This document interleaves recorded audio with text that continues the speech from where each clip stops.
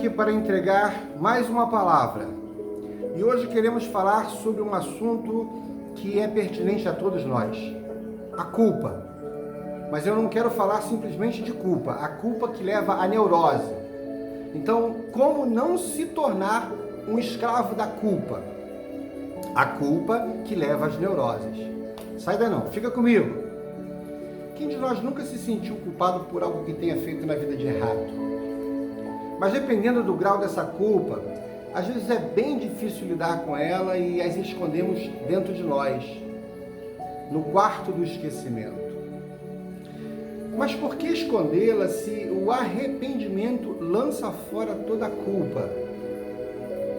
Talvez porque, às vezes, nós aqui não nos perdoamos. Ou talvez porque tem gente que perdeu a sensibilidade do peso do pecado e já não sente mais culpa quando erra. A culpa, então, é um sinal de intolerância das nossas fraquezas. Então, vamos pensar sobre essa intolerância que pode nos tornar escravos da culpa, salientando que, desde cedo, somos doutrinados a seguir os valores éticos, morais e religiosos. E considerando que a ética está no campo das ideias e valores e a moral está ligada à norma vigente, sistematicamente sofremos pesadas críticas, julgamentos e rejeição, tanto da sociedade quanto da religião, pelos nossos atos falhos, imputando-nos um peso angustiante de culpa, e aí então construímos as prisões das nossas culpas que nos levam às neuroses. Todavia, em análise mais profunda, a valoração sistemática da culpa não é inteligente e nem vem da cruz, porque Jesus morreu naquela cruz para a remissão das nossas culpas. E se você concorda, responda então, por que ainda somos tão reprimidos pela religiosidade sistêmica que institucionaliza a culpa como um grande dogma? Pense nisso. E aí, você já tem uma resposta? A resposta está em você. Exatamente. Em como você enxerga o instituto da culpa e o sacrifício que chancelou o perdão e a graça. Mas quanto à culpa, e se eu te disser que não existe cura para as fraquezas do homem? Heresia ou verdade? Verdade. Para isso se manifestou o Filho de Deus. Mas ainda assim, mesmo tendo comunhão com Deus, continuamos pecadores e as nossas fraquezas permanecem em nós. Não é antagônico? E aí que descobrimos que, mesmo sabendo que as nossas fraquezas não têm cura, o segredo está na graça e no perdão e em saber conviver com a nossa fraqueza sem deixar que esse sentimento de culpa nos exclua da presença de Deus. Olha aí. Explica melhor, Galindo. Se as fraquezas fazem parte da nossa natureza, do nosso DNA, elas não têm cura porque a nossa carne nunca se converterá. Motivo pelo qual é preciso entender muito bem isso para que o peso da culpa não seja sempre o nosso carrasco por nos acharmos sempre fracos.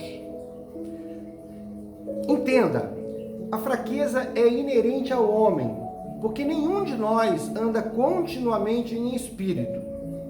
Por isso precisamos aprender a conviver com as nossas fraquezas, sem deixar que a culpa nos oprima e nos angustie, de tal modo que nos convença que somos rejeitados e reprovados por Deus por causa das nossas culpas. Isso acontece quando nos sentimos fracos. Sabe qual é o grande segredo? Aprender a conviver e a se controlar em meio às nossas fraquezas. Porque é aí que reside a tolerância emocional, sem aquela amargura cruel da culpa interior, que leva às neuroses. E essa essa é a melhor forma de não nos tornarmos escravos da culpa e não deixarmos que ela nos domine e nem nos defina. Porque só quem pode nos julgar é Deus. Nem nós mesmos podemos nos julgar, ou devemos nos julgar, porque isso traz neurose. E só o que Deus quer de nós é que haja sinceridade em nosso coração contrito e que nosso coração diga: eu sei que eu errei de novo, meu Deus. Mas isso não me define, nem a culpa determinará que eu não posso me achegar a Ti. E aí Deus responde: olha, esse sentimento de ser escravo da culpa não é plantado por mim. Esse peso inútil que não serve para nada. Porque a sua fraqueza é um argumento irrelevante diante do poder do meu amor, que cura essa sua rejeição oriunda da culpa. E o meu poder aniquila este sentimento inócuo e imprestável. Porque onde reside o meu amor, não há rejeição, não há escravidão e nem há culpa alguma. Receba essa palavra. Receba essa palavra. Se você foi abençoado, compartilha com outros. Deixe seu like aqui no nosso canal no YouTube. E essa semana ainda tem mais.